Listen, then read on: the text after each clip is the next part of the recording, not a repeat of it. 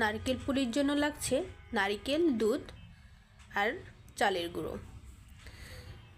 এই যে আমি নারকেলটাকে কুড়ে নিয়ে ভালো করে দুধ চিনি দিয়ে ভেজে নিয়েছি, সাথে একটু এলাচের গুঁড়ো দিয়েছি সুঘ্রাণ আনার জন্য। তারপর পিঠা তৈরির জন্য একটা ডো তৈরি করে নিয়েছি।